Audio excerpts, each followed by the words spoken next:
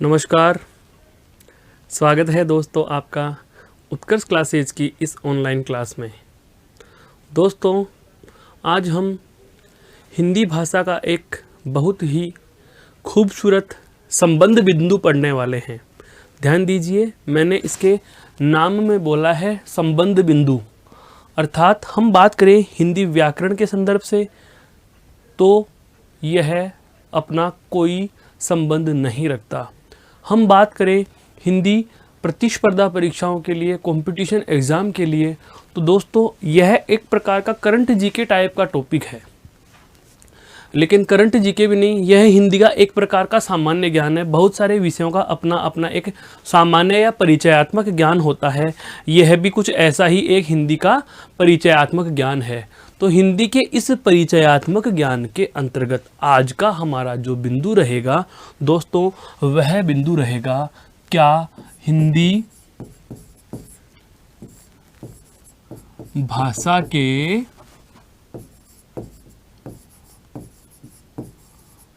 प्रमुख पुरस्कार। हिंदी भाषा के प्रमुख पुरस्कार, the award of language Hindi. Hindi भाषा के प्रमुख पुरस्कारों की हम चर्चा आज करने वाले हैं। अब आपसे प्रश्न यही पूछा गया कि हिंदी भाषा में प्रमुख पुरस्कार कौन सा है, तो ध्यान दीजिए, हमारे जहन में दो प्रकार के पुरस्कारों के नाम आते हैं। सवाल यहीं से आरंभ हो जाता है दोस्तों, हिंदी का प्रमुख पुरस्कार कौन सा है, हिंदी भाषा का प्रमुख पुरस्कार कौन सा है। तो ध्यान दीजिए, सबसे पहले तो हिंदी भाषा में जो पुरस्कार मिलते हैं वो मिलते हैं हिंदी के भाषा साहित्य पर। किसमें मिलते हैं? भाषा साहित्य में। और एकमात्र ऐसा पुरस्कार जो हर वर्ष हिंदी के लिए आता है वह होता है आपका कौन सा? साहित्य अकादमी पुरस्कार। कौन सा होता है दोस्तों? साहित्य अकादमी पुरस्कार, जो कि साहित्य अकादमी द्वारा दिया जाता है। लेकिन एक पुरस्कार और भी है जो बहुत ज्यादा महत्व रखता है, अपने आप में एक तगड़ा वर्चस्व रखता है, जिसका नाम है दोस्तों ज्ञानपीठ पुरस्कार। कौन सा है? ज्ञानपीठ पुरस्कार। हम इन दोनों ही पुरस्कारों पर विस्तार से चर्चा करने वाले हैं। संपूर्ण हिंदी काव्य में, संपूर्ण हिंदी साहित्य में, या हम कहें संपूर्ण हिंदी जगत में प्रारंभ से, यानी कि जब से ये पुरस्कार आरंभ हुए तब से लेकर आज तक ये पुरस्कार किन किन को मिले हैं, कब कब मिले हैं, कौन कौन सी रचनाओं पर मिले हैं, इन सभी बातों पर हम चर्चा करेंगे। सबसे पहले हमें पता होना चाहिए कि ये पुरस्कार होते क्या चीज़ हैं। पुरस्कार होते क्या चीज हैं दोस्तों? पुरस्कार का मतलब क्या होता है? पुरस्कार का मतलब क्या है? आप यह कह सकते हो एक प्रकार की, यह क्या है दोस्तों? सकारात्मक अभिप्रेरणा है,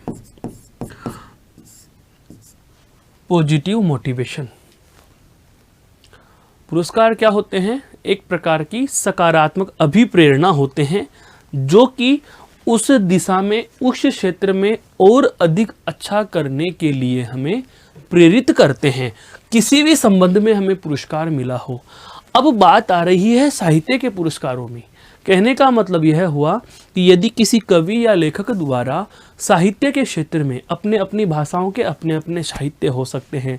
यहाँ हम केवल हिंदी की ही बात नहीं करेंगे, चाहे वो अंग्रेजी भाषा हो, चाहे वो कन्नड़ भाषा हो, चाहे वो मलयालम भाषा हो, चाहे वो अरबी, फारसी या उर्दू हो, कोई भी भाषा हो, अपने अपने साहित्य को समृद्ध बनाने के लिए किसी भी कवि या लेखक के द्वारा जो भी उसका अभूतपूर्व योगदान दिया जाता है, उस योगदान हेतु उसे जिस उपाधि से, हम कहें जिस पदवी से नवाजा गया, वह उन पदवियों को, उन उपाधियों को, उन सम्मानों को, उन पॉजिटिव मोटिवेशंस या सकारात्मक अभिप्रेरणाओं को ही हमने नाम किसका दे दिया दोस्तों?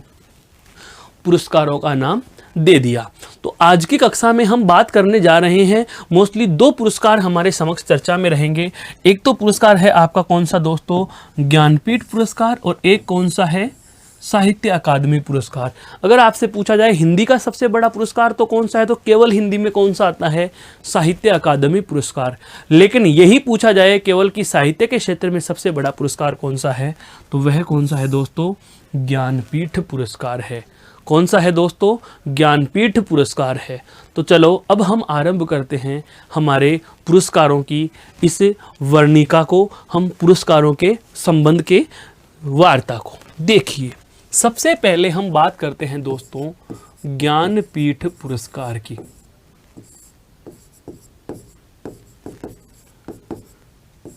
ये कब किसे मिला, यह जानने से पहले हम इस पुरस्कार की थोड़ी सी ऐतिहासिक पृष्ठभूमि से परिचित होना चाहेंगे। यह पुरस्कार क्या है, तो इस पुरस्कार के संबंध में आपको महत्वपूर्ण स्टेटमेंट्स टाइप में आपको बता देता हूं। हालांकि हिंदी में केवल ये दो ही पुरस्कार नहीं हैं, केवल ज्ञानपीठ और साहित्य अकादमी ही नहीं है, बहुत सारे पुरस्कार होते हैं। बाल साहित्य पुरस्कार होता है, अनुवाद सम्मान होता है, युवा लेखक पुरस्कार होता है, श्लाका सम्मान होता है, बिहारी सम्मान होता है, मैथिली शरण गुप्त पुरस्कार होते हैं। अलग अलग नामों से बहुत सारे पुरस्कार दिए जाते हैं।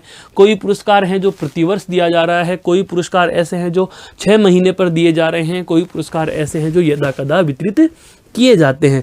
तो जो छोटे या कम महत्व के, मैं ये नहीं कह रहा हूँ महत्व के नहीं हैं, कम महत्व के जो पुरस्कार हैं, हम एक बिंदु पढ़ते हैं हिंदी के प्रमुख कवि और लेखक, रचनाएं और उनके रचनाकार। तो रचनाएं और रचनाकार जब पढ़ेंगे तो जो कोई पुरस्कृत रचना होगी तो उस समय उस पुरस्कार का हम उल्लेख कर लेंगे, या कोई पुरस्कृत लेखक होगा या रचनाकार होगा तो उस रचनाकार का हम नाम उल्लेख कर लेंगे। लेकिन जो दो बड़े पुरस्कार हैं, ज्ञानपीठ और साहित्य अकादमी पुरस्कार, उसे हम चर्चा का विषय बनाते हैं। तो सबसे पहले दोस्तों हमारी चर्चा आरंभ करते हैं हम किससे, ज्ञानपीठ पुरस्कार से। किससे करते हैं दोस्तों, ज्ञानपीठ पुरस्कार से। तो देखो ज्ञानपीठ पुरस्कार, सबसे पहली बात क्या, यह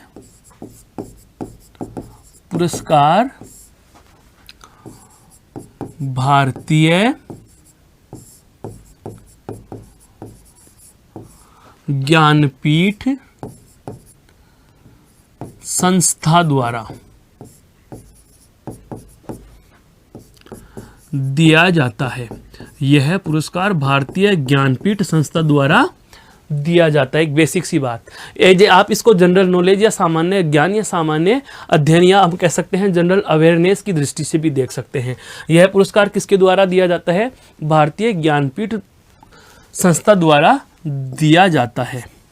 यह पुरस्कार कब से शुरू होता है, तो यह पुरस्कार ज्ञानपीठ संस्था के संस्थापक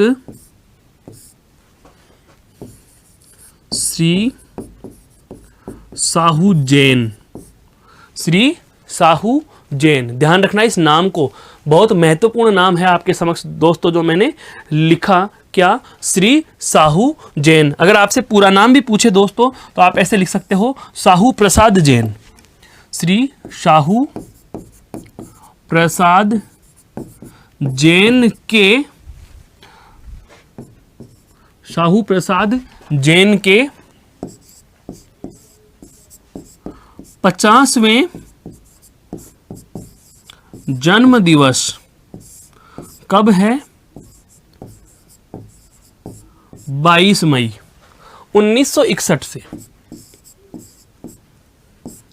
यह पुरस्कार ज्ञानपीठ संस्था के संस्थापक श्री साहू प्रसाद जैन के 50वें जन्म दिवस 22 मई 1961 पर जन्म लेता है। पुरस्कार जन्म लेता है का मतलब क्या हुआ, इस पुरस्कार की विचारधारा का विकास हुआ था उस समय। किनके मस्तिष्क में आया, उस समय की ज्ञानपीठ संस्था की संस्थापक कौन थी उस समय? रमा जैन।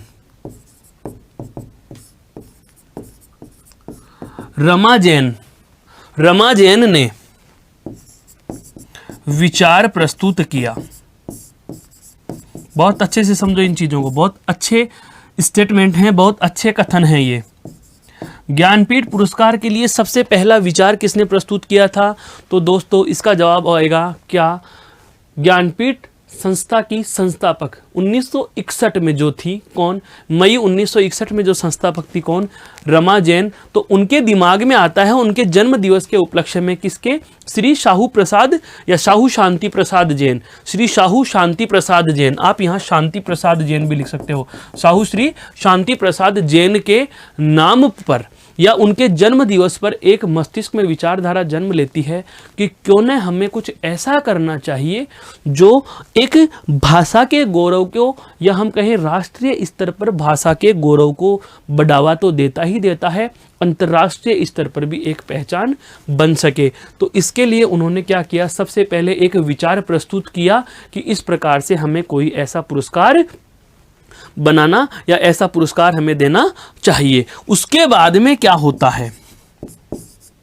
सितंबर 1961 में, सितंबर 1961 में न्यास की गोष्ठी बनाई जाती है। गोष्ठी का मतलब एक कमेटी बना दी जाती है। गोष्ठी का गठन कर इस चर्चा पर बल दिया। अर्थात उन्होंने, उनके दिमाग में मई में तो ये बात आती है और उन्होंने सितंबर में एक कमेटी का गठन कर दिया कि आपको एक इस प्रकार से कोई न कोई नियमावली का निर्धारण करना है जो कि यह बता सके कि किस व्यक्ति को, कौन सी रचना को, अमुक रचनाकार को अमुक भाषा के लिए हमें यह पुरस्कार देना होगा। तो इस प्रकार से हम बात करें कि पुरस्कार का जन्म कैसा हुआ, देता कौन है, तो इसके बारे में पता चल रहा है दोस्तों कि यह एक जैन परिवार, जैन फैमिली जो है श्री साहू शांति प्रसाद जैन हैं, उनके जन्म दिवस की याद में रमा जैन द्वारा 1961 में इस ओर एक महत्वपूर्ण प्रयास या महत्वपूर्ण सोच को जन्म दिया गया था, जिसके लिए एक कमेटी बनाई गई। और उस कमेटी में बाद में इस ज्ञानपीठ संस्था के साथ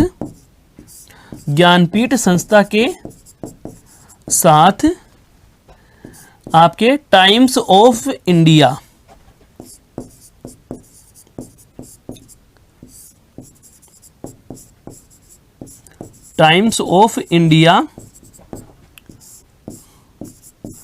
की एक संयुक्त गोष्ठी का गठन होता है।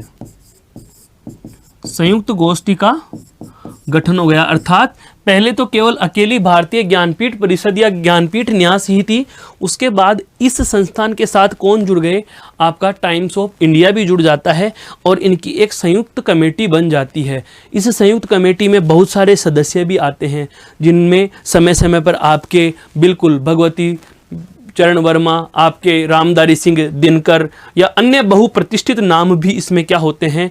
गोष्ठी में अपना अपना मत प्रस्तुत करते हैं। पहली बात यहाँ तक की, अभी बात पूरी नहीं हुई है, हम आगे बढ़ेंगे। हमने यहाँ तक बहुत सारी बातें जानी। क्या क्या? यह पुरस्कार भारतीय ज्ञानपीठ संस्था द्वारा दिया जाता है। फिर उसके बाद यह किसके द्वारा स्थापित किया गया? तो श्री शांति प्रसाद, हाँ, या हम कहें साहू श्री शांति प्रसाद के 50वें जन्म दिवस पर। दोस्तों ध्यान रखने वाली बात यहाँ पर रही है। कौन सा जन्म दिवस था? 50वां जन्म दिवस। कब? 22 मई 1961 को इस प्रकार के पुरस्कार की विचारधारा का जन्म होता है। और यह सबसे पहले मत किसने रखा था? रमा जैन ने, जिन्होंने सितंबर 1961 में भारतीय ज्ञानपीठ न्यास की एक गोष्ठी का गठन किया और इस बारे में सोचने हेतु सुझाव प्रस्तुत किए। फिर इस ज्ञानपीठ संस्था के साथ में कौन जुड़ जाता है? आपका टाइम्स ऑफ इंडिया भी जुड़ जाता है और इस बात को सुदृढ़ता प्रदान करने हेतु महत्वपूर्ण कदम उठाने की ओर अग्रसर होते हैं। महत्वपूर्ण कदम उठाने की ओर अग्रसर होते हैं। तो अब बात आती है कि यह पुरस्कार तो इस तरीके से जन्म लेता है, लेकिन पुरस्कार है क्या चीज, इसकी बात करते हैं दोस्तों। तो देखो, बात कर रहे हैं हम ज्ञानपीठ पुरस्कार की।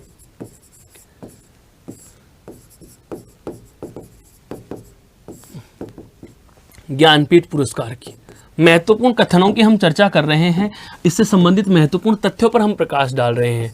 तो ज्ञानपीठ पुरस्कार से संबंधित महत्वपूर्ण तथ्य क्या, कि यह पुरस्कार अनुसूची 8, संविधान की कौन सी अनुसूची, 8वीं अनुसूची, अनुसूची 8 में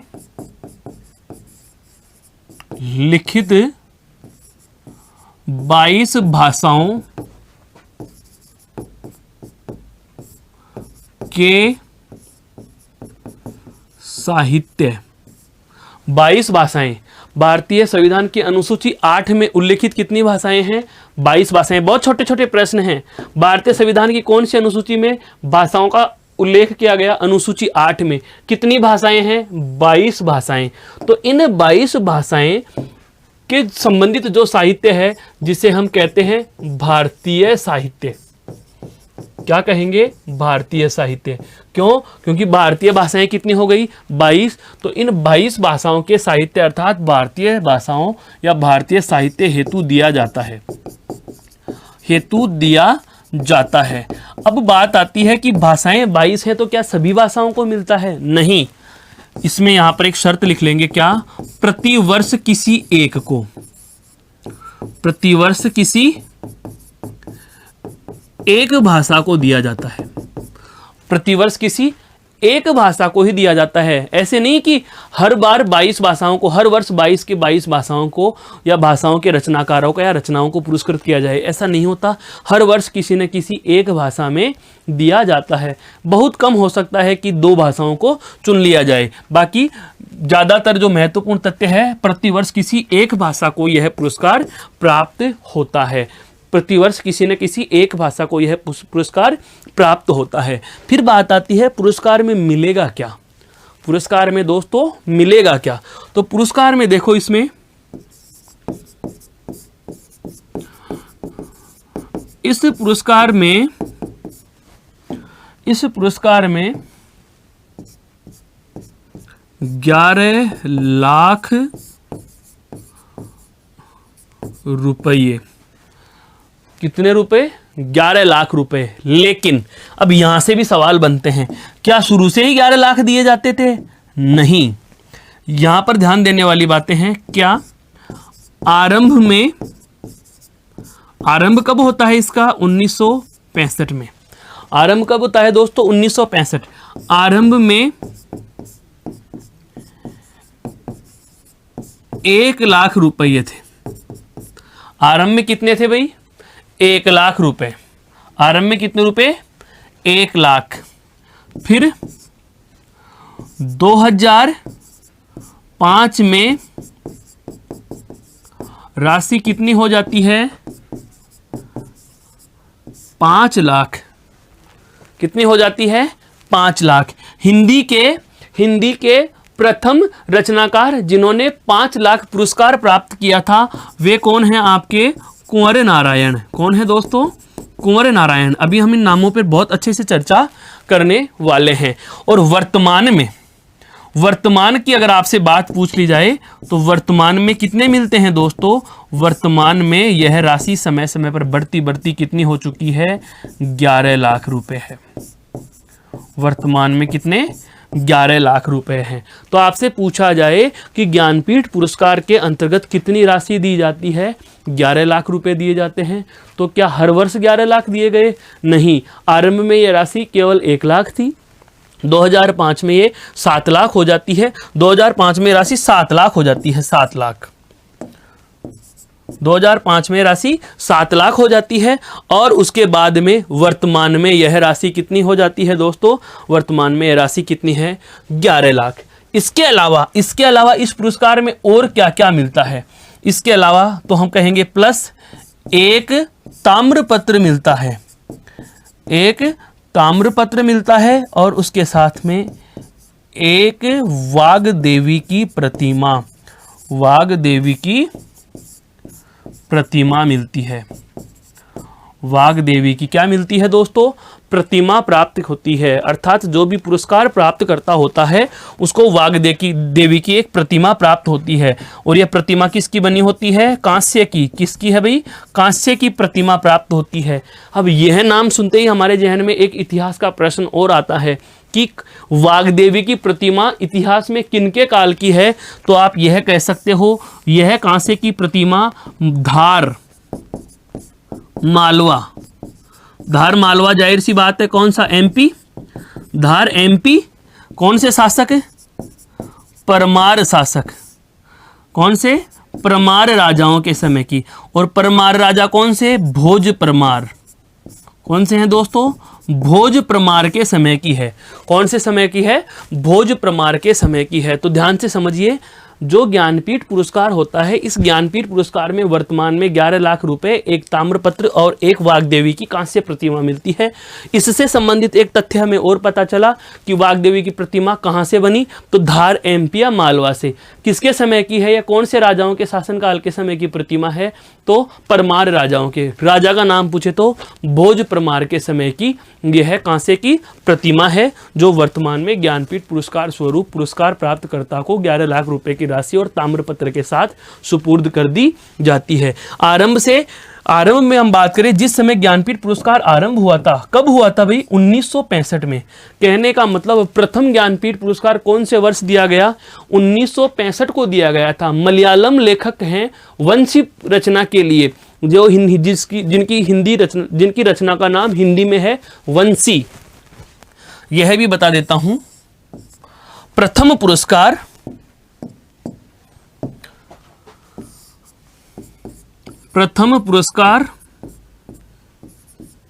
हम पढ़ तो हिंदी के रहे हैं लेकिन तथ्य है इसलिए समझ लीजिए। प्रथम पुरस्कार कौन सी भाषा को मिला था? मलयालम भाषा को। कौन सी भाषा को मिला दोस्तों? मलयालम भाषा को मिला। प्रथम पुरस्कार मलयालम भाषा किसे मिला था? जी शंकर कुरूप को। जी शंकर कुरूप को मिला था। किनको मिला था? जी शंकर कुरूप को 1965 में। 1965 में तो जाहिर सी बात है उस समय राशि कितनी थी? 1 लाख रुपए।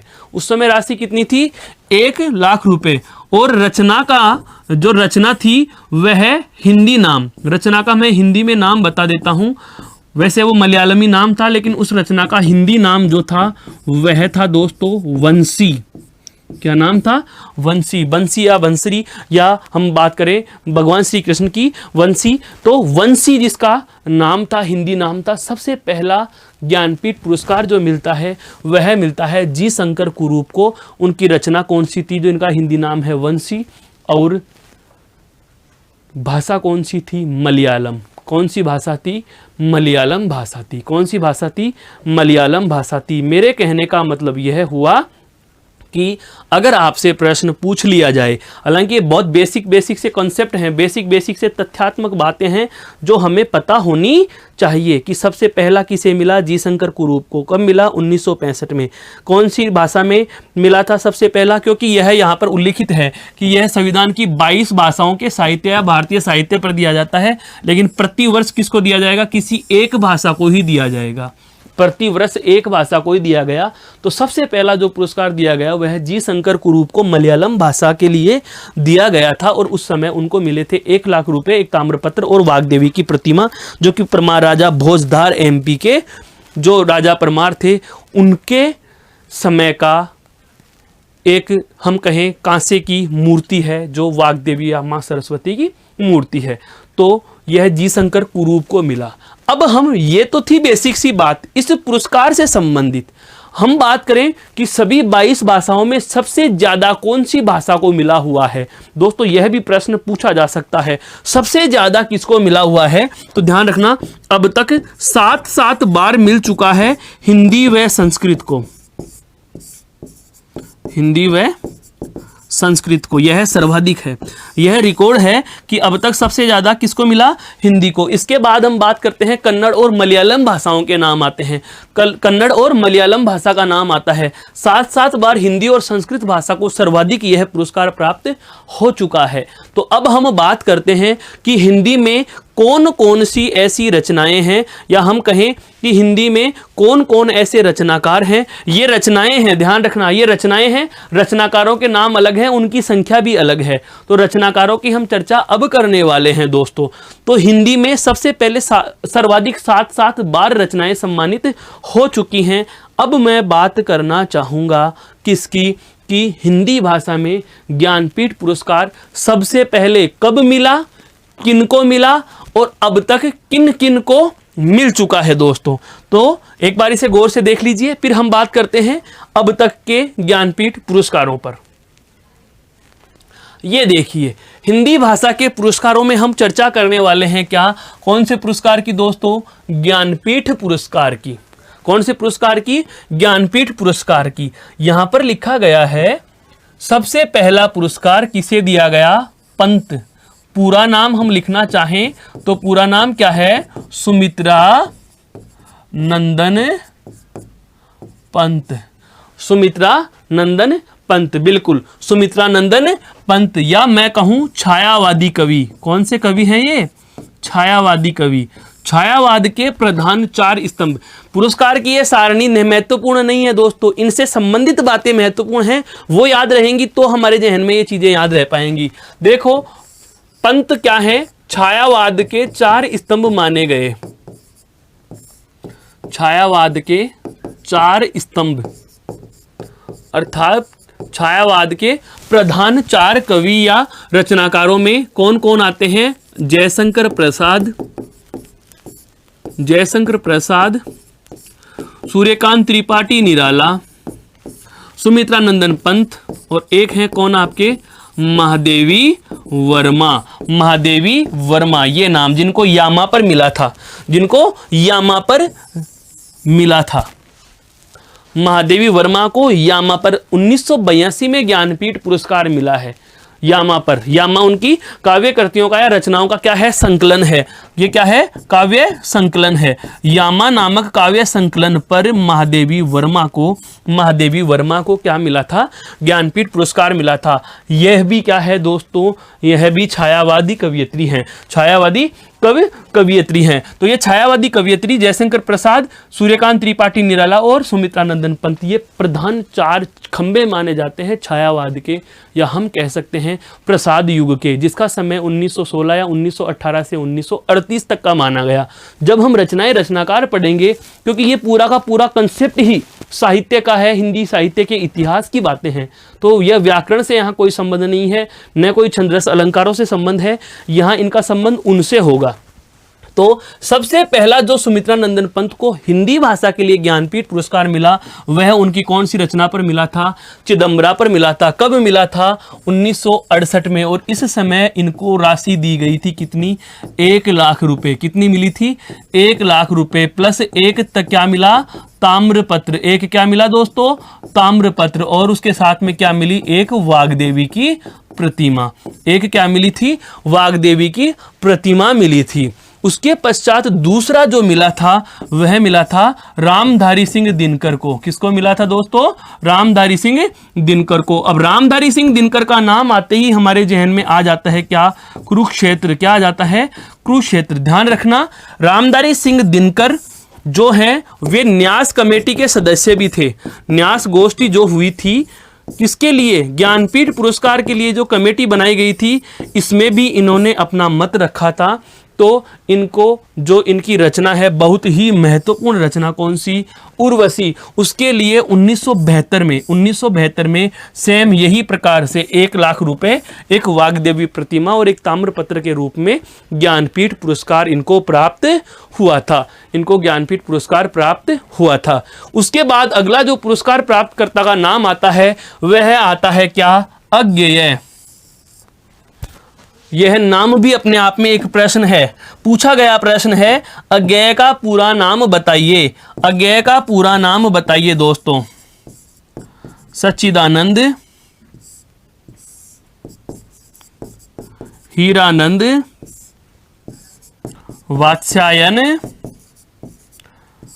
अज्ञेय, सच्चिदानंद हीरानंद वात्स्यायन अज्ञेय। और ध्यान देना यहां पर इनके नाम में दो व्याकरणिक प्रश्न भी हैं। एक तो कौन सा, सच्चिदानंद में संधि भी पूछी जाती है, सत प्लस चित प्लस आनंद, बिल्कुल ध्यान रखना दोस्तों, ये व्यंजन संधि में आता है। और ये वात्स्यायन जो है यह विशेष प्रत्यय में पूछा जाता है।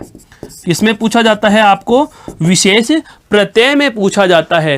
दोस्तों एक एक चीज में अनेकों प्रश्न छुपे हुए हैं। उनकी रचना का नाम पूछा जाए कि कौन सी रचना पर अज्ञेय जी को ज्ञानपीठ पुरस्कार मिला, तो रचना का नाम है कितनी नावों में कितनी बार, और कौन से वर्ष मिला, 1978 में मिला। वही 1 लाख रुपए वाग्देवी की प्रतिमा और एक ताम्रपत्र से इनको नवाजा गया। अब आता है नाम अगला जो आता है वह कौन सा आता है, महादेवी वर्मा। ध्यान दीजिए, महादेवी वर्मा के लिए अभी अभी एक चीज तो मैंने ये बता दी, क्या, छायावाद के 4 स्तंभ, छायावाद के 4 स्तंभ। इसके अलावा एक छायावाद की वृत्तत्रयी भी थी, अर्थात 3 महत्वपूर्ण कवियों का संकलन, 3 महत्वपूर्ण नामों का संकलन, उनमें भी महादेवी वर्मा का नाम गिना जाता है, उनमें भी महादेवी वर्मा का नाम गिना जाता है। तो हम कहें क्या कि महादेवी वर्मा को इनके संपूर्ण काव्य संकलन, जिसका नाम इन्होंने यामा रखा था, कौन सा रखा था, यामा, इस यामा काव्य संकलन पर 1982 में ज्ञानपीठ पुरस्कार दिया गया। और उसके बाद में जो आधुनिक काल के आधुनिक जो काव्यकार या आधुनिक रचनाकार आते हैं नाम, जिनका है क्या, नरेश मेहता, उनको सन 1992 में ज्ञानपीठ पुरस्कार से नवाजा गया। 1992 में ज्ञानपीठ पुरस्कार से दोस्तों नवाजा गया। तत्पश्चात हम बात करें कि और किन्हें प्राप्त हुआ, तो देखिए निर्मल वर्मा, वर्तमान की हम बात करते हैं, आधुनिक रचनाकारों में आ जाते हैं जिनके नाम, तो निर्मल वर्मा को संपूर्ण काव्य पर, निर्मल वर्मा को संपूर्ण काव्य पर 1999 में, ध्यान दीजिए 1992 के बाद कब मिला, 1999 में निर्मल वर्मा को क्या मिलता है, ज्ञानपीठ पुरस्कार प्राप्त हो जाता है। ध्यान रखना हम कौन से पुरस्कार की बात कर रहे हैं दोस्तों, ज्ञानपीठ पुरस्कार की बात कर रहे हैं। और यहां तक आते आते ध्यान रखना यह राशि कितनी थी, 1 लाख ही थी। कितनी थी, 1 लाख ही थी। याद कीजिए थोड़ी देर पहले मैंने बताया था कि सबसे पहले ज्ञानपीठ पुरस्कार की राशि 1 लाख, प्रथम बदलाव 2005 में हुआ, कितना हुआ, 7 लाख रुपए। और 7 लाख प्राप्त करने वाले हिंदी के प्रथम कवि कौन थे, कुंवर नारायण थे। कौन थे दोस्तों, कुंवर नारायण थे, जिनको इनके संपूर्ण काव्य पर 2005 में 7 लाख रुपए की राशि ज्ञानपीठ पुरस्कार के रूप में प्राप्त होती है।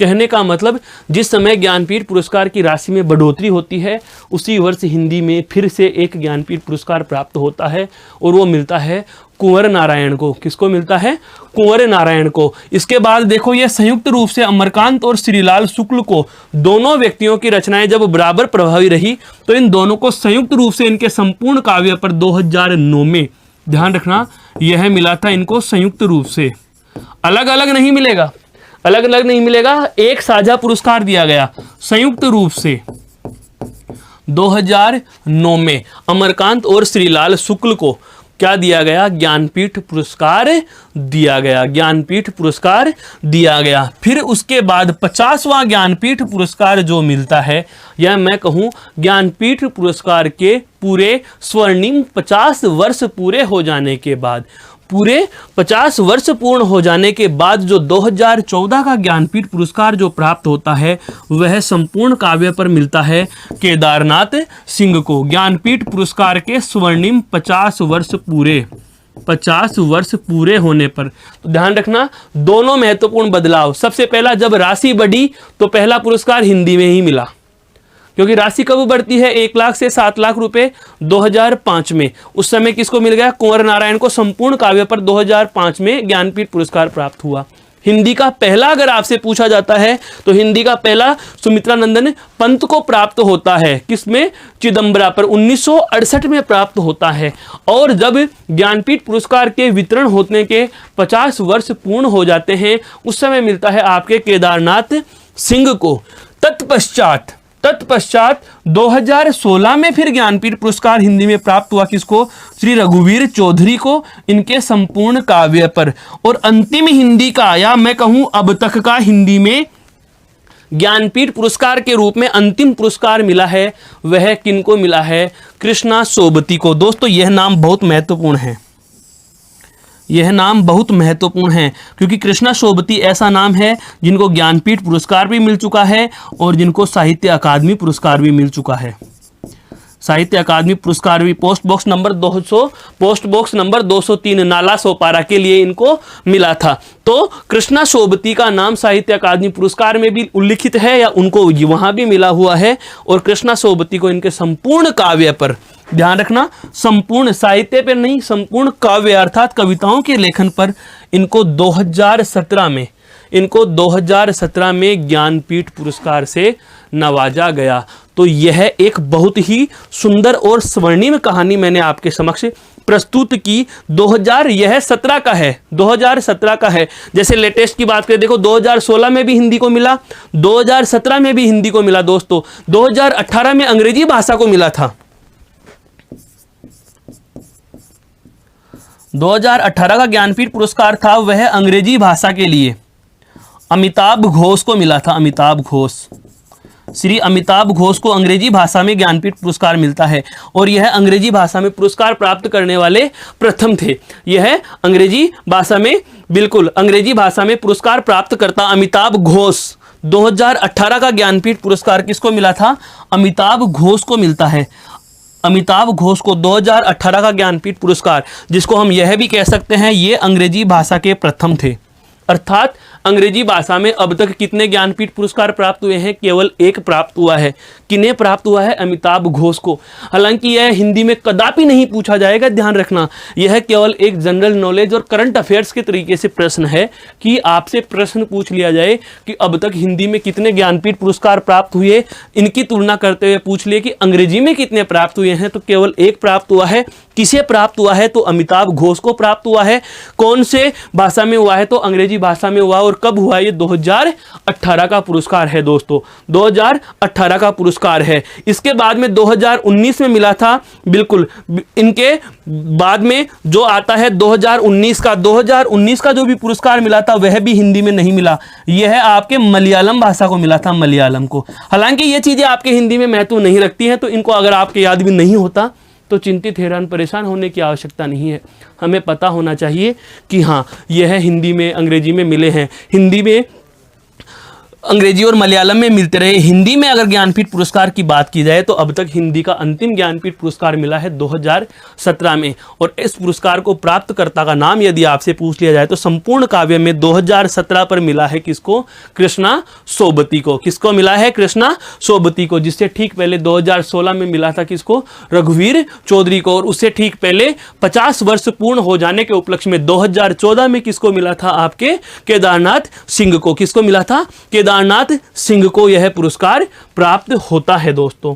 तो बेहद ही प्रसन्नचित्त कर देने वाली वार्ता जो हमारे इस ज्ञानपीठ पुरस्कार से संबंधित थी, आशा करता हूं यह आपके बहुत अच्छे से क्लियर हुई। केवल एक पुरस्कार अभी हमने जाना, और वह कौन सा जाना दोस्तों? ज्ञानपीठ जाना। कौन सा जाना? ज्ञानपीठ। लेकिन हिंदी का सबसे महत्वपूर्ण पुरस्कार तो अभी बाकी ही रहे दोस्तों, और उस पुरस्कार नाम क्या है? साहित्य अकादमी पुरस्कार। कौन सा पुरस्कार है दोस्तों? साहित्य अकादमी पुरस्कार। तो अब हेडिंग डाल दीजिए मेरे दोस्तों, साहित्य अकादमी पुरस्कार, जिसको अब हम चर्चा में लेने वाले हैं। तो आज का हमारा जो दूसरा पुरस्कार, या जिस दूसरे महत्वपूर्ण पुरस्कार पर हम चर्चा करने जा रहे हैं, वह है साहित्य अकादमी पुरस्कार। साहित्य अकादमी पुरस्कार क्या होता है, इस बात को जानने के लिए हमें पहले इसकी थोड़ी सी भूमिका जाननी पड़ेगी। अर्थात हिंदी साहित्य के प्रति, है हिंदी साहित्य के प्रति, हिंदी साहित्य के प्रति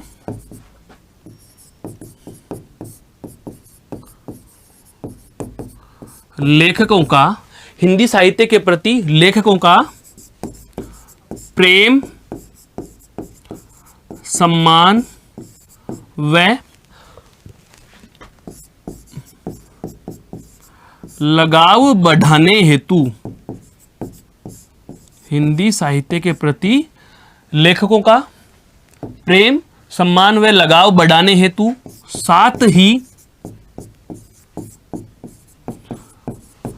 पाठकों की प्रभाविकता में वृद्धि के उद्देश्य से है, प्रभाविकता में वृद्धि के उद्देश्य से इस पुरस्कार को आरंभ किया गया। इस पुरस्कार को आरंभ किया गया। क्यों आरंभ किया गया? कि जो हिंदी लिखने वाले हैं उनके मन में हिंदी के प्रति क्या उत्पन्न हो? प्रेम हो, सम्मान का भाव पैदा हो, लगाव का भाव पैदा हो, और वो हिंदी को और अधिक ऊंचाइयों पर पहुंचाने के प्रयास हेतु प्रयासरत रहें। कहने का मतलब यह हुआ दोस्तों कि हिंदी साहित्य को एक स्वर्णिम ऊंचाई पर ले जाने के लिए, हिंदी साहित्य को एक स्वर्णिम ऊंचाई प्रदान करने के लिए, या हम कहें एक बहुत अच्छा मंच प्रदान करने हेतु हिंदी के लेखकों में जोश बढ़ाने के लिए समझ लीजिए, या पाठकों के प्रति या पाठकों में प्रभाविकता बढ़ाने के लिए इस पुरस्कार को आरंभ किया गया। और कब आरंभ किया गया? 1955 से यह पुरस्कार दिया जाता रहा है। कहने का मतलब यह हुआ कि अगर आपसे पूछ लिया जाए कि साहित्य अकादमी पुरस्कार कब आरंभ हुआ था, तो साहित्य अकादमी पुरस्कार के लिए आपको यह तथ्य बहुत ज्यादा महत्वपूर्ण है। 1955 से यह पुरस्कार दिया जाता रहा है। और बात की जाए बहुत अच्छे से कि दिया क्या जाता है, तो इसके अंतर्गत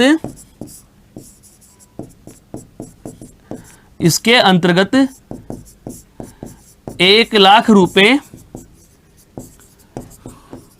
व प्रशस्ति पत्र दिया जाता है। 1 लाख तो रुपए दिए जाते हैं और प्रशस्ति पत्र दिया जाता है। कहने का मतलब यह हुआ दोस्तों कि जो साहित्य अकादमी पुरस्कार है यह कब से आरंभ हुआ था? कि 1955 से आरंभ हुआ था। 1955 से आरंभ होने के बाद से यह वर्तमान तक हर वर्ष दिया जाता रहा है। केवल एक ही वर्ष ऐसा होता है जो भारतीय हिंदी साहित्य के लिए एक प्रकार से काला वर्ष रह गया इस पुरस्कार की दृष्टि से। 1962 हम कह सकते हैं विदेशी आक्रमण की वजह से या युद्ध की स्थितियां होने की वजह से उस वर्ष इस पुरस्कार के नाम की घोषणा नहीं की गई, अन्यथा हर वर्ष यह पुरस्कार हिंदी के समृद्धशाली लेखकों को मिलता रहा है, दिया जाता रहा है। और इस पुरस्कार के अंतर्गत कितना दिया जाता है, क्या दिया जाता है? तो इस पुरस्कार के अंतर्गत साहित्य अकादमी संस्थान के द्वारा 1 लाख रुपए नकद और साहित्य अकादमी पुरस्कार के द्वारा ही, या हम कहें उस विभाग के द्वारा ही, एक प्रशस्ति पत्र, और प्रशस्ति पत्र के रूप में भी हम कह सकते हैं कि ताम्र पत्र ही दिया जाता है। कौन सा पत्र दिया जाता है? ताम्र पत्र दिया जाता है। हालांकि इस साहित्य अकादमी संस्थान के द्वारा 2 अन्य पुरस्कार भी और हैं, 3 पुरस्कार हैं। एक तो है अनुवाद सम्मान, अनुवाद पुरस्कार, जो विदेशी रचनाओं से या अन्य हिंदी भाषी रचनाओं का हिंदी भाषा में अनुवाद, अच्छा अनुवाद करने पर दिया जाता है। इसके अलावा मिलता है बाल साहित्य पुरस्कार,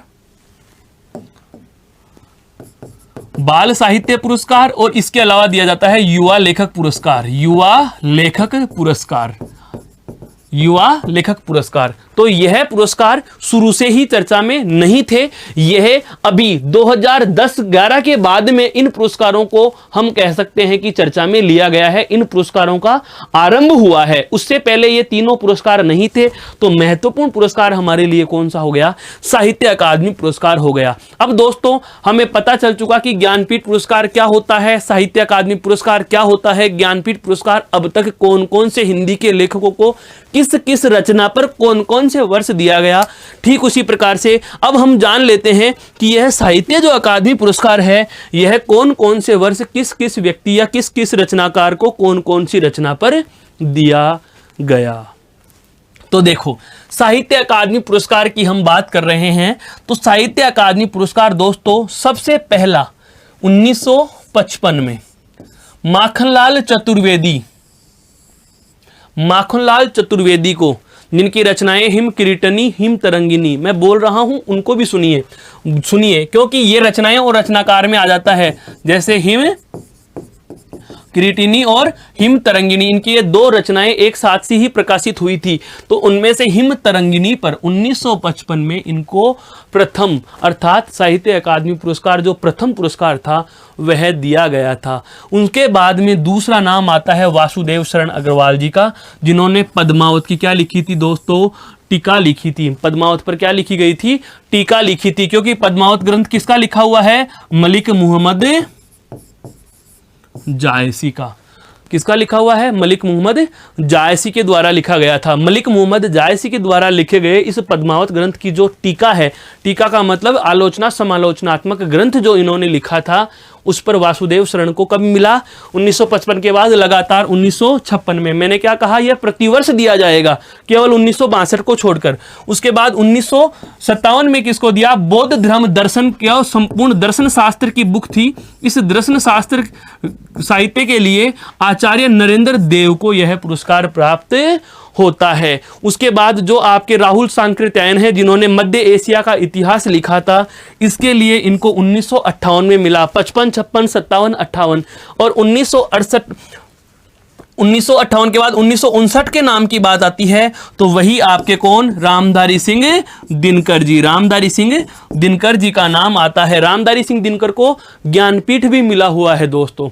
रामधारी सिंह दिनकर को ज्ञानपीठ भी मिला हुआ है। कौन सी रचना पर मिला था, उर्वशी रचना पर मिला था। अभी अभी हमने पढ़ा है दोस्तों, इनको कौन सी रचना पर मिला था, उर्वशी रचना पर मिला था, 1972 में मिला था दोस्तों। तो इस बात का भी हमें जरा ध्यान रखना है, याद रखनी है। तत्पश्चात आता है वही जिन्होंने प्रथम ज्ञानपीठ पुरस्कार प्राप्त किया था चिदम्बरा के लिए, उन्हीं को मिलता है कला और बूढ़ा चांद। सुमित्रा नंदन पंत को कौन से पर, कला और बूढ़ा चांद, ये इनकी क्या है, काव्य रचना है। और काव्य रचना पर इनको क्या मिला दोस्तों, ज्ञानपीठ पुरस्कार प्राप्त होता है। आगे नाम आते हैं देखो, भगवती चरण वर्मा, जिनकी रचना का नाम चित्रलेखा पर 1961 में मिला। 61 के बाद देखिए दोस्तों कौन सा आ रहा है, वर्ष 1963, अर्थात 1962 में कोई ज्ञानपीठ पुरस्कार नहीं दिया गया। कोई विदेशी, हम कह सकते हैं विदेशी युद्ध के कारण,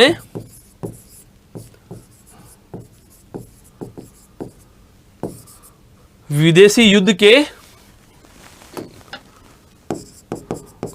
कारण 1962 का ज्ञानपीठ पुरस्कार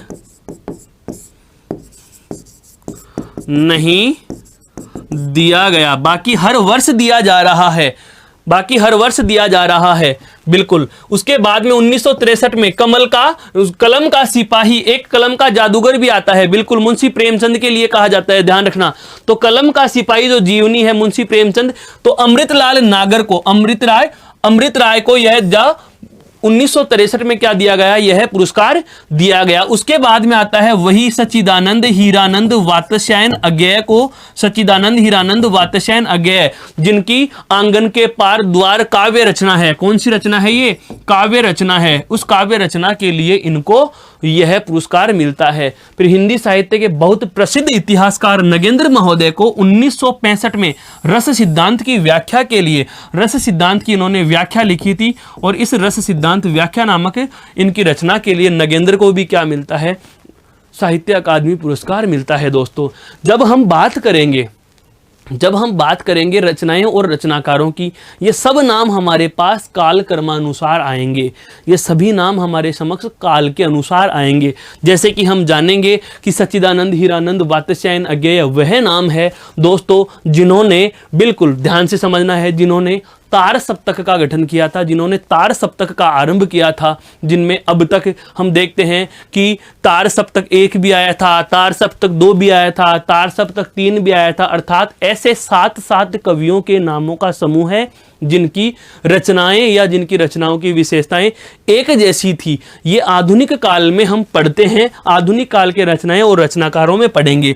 तत्पश्चात आते हैं बाल जो मनोवैज्ञानिक लेखक हैं, कौन? ज्ञानेंद्र कुमार, जिनके लिखी गई थी गजानंद माधव मुक्तिबोध, जो उपन्यास इन्होंने लिखा था मुक्तिबोध उपन्यास। इस मुक्तिबोध उपन्यास पर इनको मिलता है। अमृत राय के बाद में मिलता है अमृतलाल नागर को अमृत और विष नामक जो उपन्यास है, इसके लिए 1967 में साहित्य अकादमी पुरस्कार दिया गया। फिर आते हैं हालावादी कवि, हालावादी, बिल्कुल हालावादी कवि। हालावादी कवि हरिवंश राय बच्चन अमिताभ बच्चन के पिताजी हैं। अमिताभ बच्चन के पिताजी, इनको 2 चट्टाने पर 1968 में जो है साहित्य अकादमी पुरस्कार मिलता है। फिर उसके बाद में श्री लाल शुक्ल के द्वारा लिखे गए राग दरबारी उपन्यास पर 1969 में इनको साहित्य अकादमी पुरस्कार से सम्मानित किया गया। तत्पश्चात आपके समक्ष नाम आता है दोस्तों रामविलास शर्मा के द्वारा लिखी गई एक आलोचनात्मक बहुत अच्छा ग्रंथ है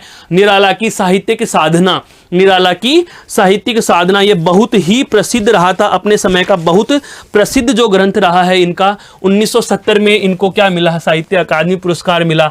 तत्पश्चात नामवर सिंह कविता के नए प्रतिमान आलोचनात्मक ग्रंथ है, ये देखो आलोचनात्मक ग्रंथ है, तो इस पर इनको 1971 में साहित्य अकादमी पुरस्कार मिला था। और भवानी प्रसाद मिश्र को 1972 में बुनी हुई रस्सियों के लिए साहित्य अकादमी पुरस्कार मिला था। तो वहीं हजारी प्रसाद द्विवेदी आलोक प्रभ जो निबंध संग्रह था, इस निबंध संग्रह पर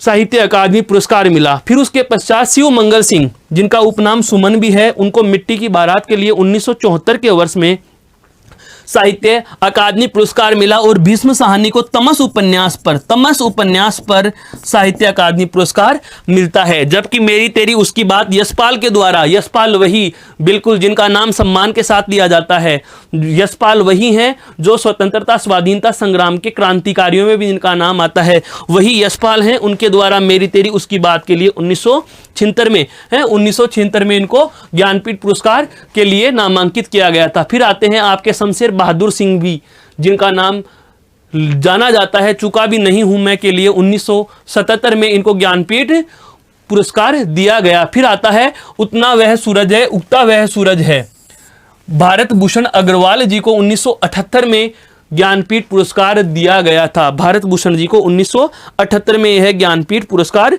प्राप्त होता है उतना वह सूरज के लिए। फिर जो सुदामा पांडे जिनका उपनाम धूमिल के नाम से जाना जाता है, उनको कहा जाता है कल सुनना मुझे के लिए 1979 में पुरस्कार दिया गया। ये नाम देखिए दोस्तों वापस से आ गया है, जिनको ज्ञानपीठ पुरस्कार, अंतिम ज्ञानपीठ पुरस्कार 2017 का जिसको कृष्ण संपूर्ण काव्य पर ज्ञानपीठ पुरस्कार कृष्णा सोबती को मिला, उनको जिंदगी नामा जिंदा रूख जो उपन्यास है, जिंदा रूख जो उपन्यास है, इस जिंदा रूख उपन्यास के लिए 1980 में इस पुरस्कार के लिए नामांकित किया गया। और इसके बाद 2017-18 के आसपास के वर्ष में भी, 2017 या 18 के वर्ष में भी इनका नाम पुनः लिया जाएगा post box number 203 Nala Sopara के लिए।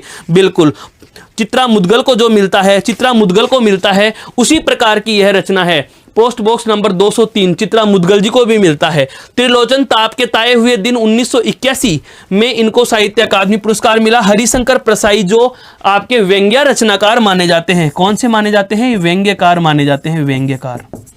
इन व्यंग्यकार को भी हरिशंकर प्रसाई जो कि 1982 का भी साहित्य अकादमी पुरस्कार प्राप्त होता है। चंद नामों से हम और परिचित होना चाहेंगे क्योंकि हम कंटिन्यू ही पढ़ रहे हैं, हालांकि ये सभी इतने महत्वपूर्ण नहीं है, पूछे भी नहीं जाते, पर वर्ष कंटिन्यू पढ़ लेते हैं। 1983 में सर्वेश्वर दयाल सक्सेना का खूंटियों पर टंगे लोग, 1984 में रघुवीर सहाय लोग भूल गए, उसके बाद निर्मल वर्मा 1985 कव्य और काला पानी के लिए, केदारनाथ अग्रवाल अपूर्वा के लिए 1986 में, श्रीकांत वर्मा को मगध के लिए 1987 में, उसके बाद नरेश मेहता को अरण्या 1988, केदारनाथ सिंह अकाल में सारस 1989 और शिव प्रसाद सिंह नीला चांद जो इनकी उपन्यास रचना है, उपन्यास विदा है, उसके लिए 1990 में इनको साहित्य अकादमी पुरस्कार दिया गया। अब आप यही सोच रहे हैं सर याद कौन सा करें। दोस्तों याद करने हैं जिनके नाम से या तो युग जाना जाए, जैसे अज्ञेय के नाम से तार सप्तक की पहचान है तो अज्ञेय का नाम याद रखो। छायावाद के प्रधान स्तंभों में सूर्यकांत त्रिपाठी, निराला, सुमित्रानंदन पंत, महादेवी वर्मा, जयशंकर प्रसाद, तो इन चारों को याद रखना है। निबंधकारों में नाम जाना जाता है हजारी प्रसाद द्विवेदी, महावीर प्रसाद द्विवेदी, उनके नाम याद रखो। बाल मनोवैज्ञानिक बिल्कुल जैनेन्द्र और नगेंद्र, इन दोनों को, नगेंद्र का साहित्य रस सिद्धांत के लिए जाना जाता है, उनका नाम याद रखो। या सबसे पहला याद रखो या वर्तमान में जो सबसे लेटेस्ट है उनको याद रखो। बाकी नामों से प्रश्न पूछे जाएं संभावनाएं बहुत कम रहती हैं आपके, लेकिन पता होना चाहिए। गिरिजा कुमार माथुर का मैं वक्त के हूं सामने, गिरिराज किशोर ढाई घर, विष्णु प्रभाकर अर्धनारीश्वर जो उपन्यास है, और अशोक वाजपेयी का है कहीं नहीं वहीं, कहीं नहीं वहीं। आप चाहे इस अल्पविराम को हटा सकते हैं, अल्पविराम नहीं आएंगे इनमें, आपको ये इतना ही लिखा हुआ है नाम, ये इसका, इस रचना का इसी तरीके से नाम है, कहीं नहीं वहीं। अशोक वाजपेयी के 1994 में मिला था। और कुंवर नारायण को कोई दूसरा नहीं, कुंवर नारायण वही हैं, कुंवर नारायण दोस्तों वही हैं जिनको 2005 में 7 लाख रुपए के रूप में बढ़ी हुई राशि का प्रथम ज्ञानपीठ पुरस्कार हिंदी के लिए प्राप्त हुआ था।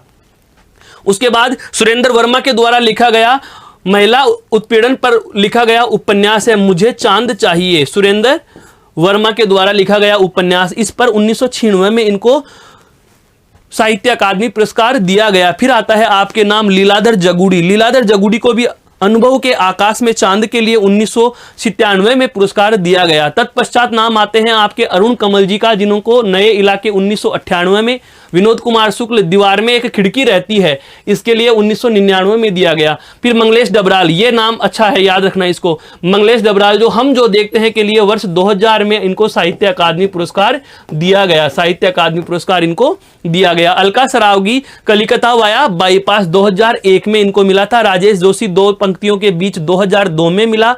कमलेश्वर को कितने पाकिस्तान पर, कमलेश्वर को कितने पाकिस्तान पर 2003 में मिला। वीरेंद्र नंगवाल को दुष्चक्र में श्रेष्ठा के 2004 में मिला। और मनोहर श्याम जोशी कैप के लिए, यह भी महत्वपूर्ण है दोस्तों, जो महत्वपूर्ण है, जो इंपॉर्टेंट है, उनके लिए मैं आपको चिन्हित करता चल रहा हूं, इनको 2005 में मिला।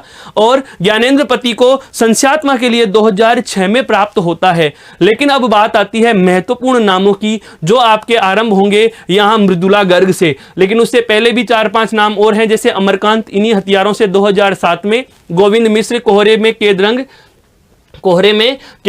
2008 में, कैलाश वाजपेयी हवा में हस्ताक्षर 2009, उदय प्रकाश मोहनदास ये कहानी जो इनकी विदा है इस पर 2010 में, काशीनाथ सिंह रेहन पर रघु 2011 और चंद्रकांत देवताले पत्थर फेंक रहा हूं 2012 में इनको साहित्य अकादमी पुरस्कार से नवाजा गया। लेकिन अब आते हैं जो नाम सारे महत्वपूर्ण हैं। मृदुला गर्ग मिलजुल मन 2013, उसके बाद आता है रमेश चंद्र शाह विनायक उपन्यास 2014, फिर आता है आपका रामदरस मिश्र आग की हंसी उपन्यास विदा है, जिनको 2015 में इनको ज्ञान साहित्य अकादमी पुरस्कार से नवाजा गया। और अब वो 3 नाम 4 नाम आपके समक्ष, 3 नाम जो आपको याद रखने हैं, कौन कौन से, नासिरा शर्मा, चित्रा मुदगल, नासिरा शर्मा, चित्रा मुदगल और नंदकिशोर आचार्य, क्योंकि ये अंतिम के करंट्स हैं। नासिरा शर्मा को पारिजात उपन्यास के लिए मिला, रमेश कुंतल मेघ विश्व मिथक सरित सागर साहित्य समालोचनात्मक ग्रंथ के लिए 2017 में, और ये चित्रा मुदगल, ये नाम बहुत प्रसिद्ध रहा है दोस्तों। चित्रा मुदगल आप इस तरीके से भी इसको लिखकर देख सकते हो, post box number 203 Nala Sopara उपन्यास के लिए 2018 का। यह स्थानीय परीक्षाओं में बहुत बार पूछा जा चुका प्रश्न है, इस बात को याद रखना। कृष्णा सोबती और चित्रा मुदगल, उधर से वो अंतिम, इधर से यह अंतिम महिला। उसके बाद में आते हैं आपके नंदकिशोर आचार्य, छीलते हुए अपने को, ये कविता संग्रह के लिए या इन कविताओं के लिए इनको जो है वह ज्ञान साहित्य अकादमी पुरस्कार दिया गया। उधर की महिला ज्ञानपीठ पुरस्कार की अंतिम कौन रही, कृष्णा सोबती, जिनको संपूर्ण काव्य पर, और हम बात करें जिंदगी नामा जिंदगी और रूख के लिए, यहां पर साहित्य अकादमी पुरस्कार भी इनको दिया गया है। जिंदगी नामा जिंदगी और रूख के लिए इनको साहित्य अकादमी पुरस्कार भी दिया गया है, जिसका नाम है कृष्णा सोबती। ये देखिए दोस्तों यहां रहा। लेकिन बात की जाए ज्ञानपीठ पुरस्कार की, तो इनको ज्ञानपीठ पुरस्कार भी मिला हुआ है, और उस ज्ञानपीठ पुरस्कार को भी हमें भूलना नहीं, क्योंकि वह हिंदी का अंतिम ज्ञानपीठ पुरस्कार है कृष्णा सोबती को संपूर्ण काव्य पर।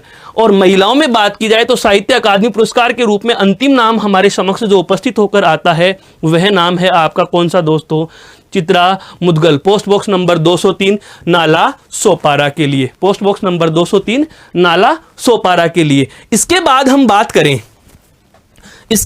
बात करें तो दो छोटे छोटे पुरस्कार, जिनमें एक तो आता है कौन सा, आपका बाल साहित्य के लिए पुरस्कार, जो 2010 में ही शुरू किया गया था। साहित्य अकादमी संस्थान द्वारा 2010 में यह शुरू किया गया था।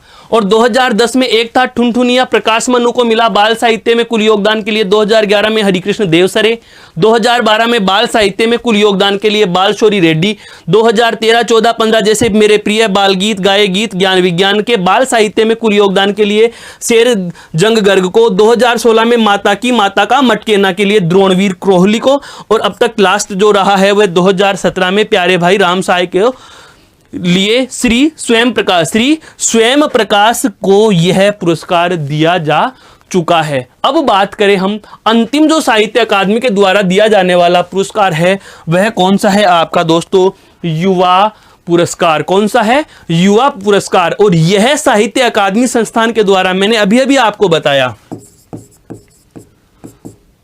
साहित्य अकादमी संस्थान द्वारा 3 पुरस्कार और दिए जाते हैं। एक तो साहित्य अकादमी दिया जाता है, उसके अलावा 3 और। कौन कौन सा, एक तो अनुवाद सम्मान, दूसरा बाल साहित्य सम्मान, और तीसरा आता है युवा सम्मान। तो ये युवा सम्मान में है, जो युवा सम्मान बाल साहित्य 2010 में आरंभ किया गया था दोस्तों। बाल साहित्य पुरस्कार कब आरंभ किया गया था, 2010 में आरंभ किया गया था। यह बहुत महत्वपूर्ण है, हमें यह भी पता होना चाहिए कौन सा पुरस्कार कब आरंभ हुआ था। जबकि अनुवाद सम्मान जो है यह 1989 में ही आरंभ हो चुका था, 1989 में ही आरंभ हो चुका था, जिसमें सबसे पहला जो है वो नूर नबी अब्बासी को मिला गया था। नूर नबी अब्बासी को, जो अंग्रेजी की कृति थी उनको हिंदी में लिखा गया था मालाबार से मास्को तक में। अब बात आती है युवा सम्मान, यह 2011 में आरंभ होता है, और 2011 से 2018 तक, जो 18 में बाघ और सुगना मुंडा की बेटी के लिए अनुज लुगुन को प्राप्त होता है। सभी के नाम अगर हम पढ़ना चाहें तो कहते हैं तब शहंशाह सो रहे थे, उमाशंकर चौधरी को 2011 में, कुणाल सिंह को आदिग्राम उपाख्यान के लिए 2012 में, कुछ बूढ़ी उदास औरतों के लिए अर्चना बेंसारे को 2013 में मिलता है, और 2014 में बारिश मेरा घर है के लिए कुमार अनुपम जी को मिलता है, और हवेली सनातनपुर के लिए इंदिरा डांगी को 2015 में, डार्क हॉर्स एक अनकही दास्तान के लिए नीलोत्पल मृणाल को मिलता है 2016 में, और अक्षरों की विनती के लिए तारे सिंधिक को मिलता है 2017 में। 18 का जबकि आपको पता है बाघ और सुगना मुंडा की बेटी के लिए मिलता है अनुज लुगुन को। तो ये युवा पुरस्कार हैं, यह इतने महत्वपूर्ण नहीं है, बस मैंने ये इसलिए बताया क्योंकि ये साहित्य अकादमी संस्थान के द्वारा दिए जाने वाले अन्य पुरस्कारों में इनके नाम आते हैं। दोस्तों, आपको पता होने चाहिए साहित्य अकादमी पुरस्कार कौन है, किन किन को दिए गए हैं, पहला किसको मिला, यह पता होना चाहिए, बिल्कुल यह पता होना चाहिए। पहला कब दिया गया, 1955 में दिया गया। अंतिम अब तक किसको मिल गया, तो अंतिम में अभी हमने जाना है, बिल्कुल। अंतिम महिला पूछे तो आपके चित्रा मुदगल आती हैं, और यदि पुरुष पूछे तो नंदकिशोर आचार्य का नाम हमें याद रखना है, जिसको हम कह सकते हैं छीलते हुए अपने को। जबकि पूछ लिया जाता है अगर आपसे क्या कि सबसे पहला साहित्य अकादमी पुरस्कार किसको मिलता है, तो सबसे पहले साहित्य अकादमी पुरस्कार आपके माखनलाल चतुर्वेदी को हिम तरंगिणी के लिए 1955 में दिया गया था। जबकि ज्ञानपीठ प्रथम जो आता है वो सुमित्रा नंदन पंत को, और अंतिम आपके कृष्णा शोभती को दिया गया था। दोस्तों, तो आशा करता हूं ये पुरस्कारों की जो सारी कहानी व्याकरण का टॉपिक नहीं, काव्य शास्त्र का टॉपिक नहीं, साहित्य के इतिहास से हल्का सा जुड़ता है, जीके का एक टॉपिक है जो मैंने आपसे साझा किया। आशा करता हूं ये सारा बिंदु आपके क्लियर रहा है। फिर भी अगर आपको कोई शंका, सवाल, समस्या हो तो आप कमेंट करके पूछ सकते हैं। हम फिर से मिलेंगे नए किसी बिंदु के साथ, तब तक के लिए धन्यवाद, नमस्कार, जय हिंद, जय भारत दोस्तों।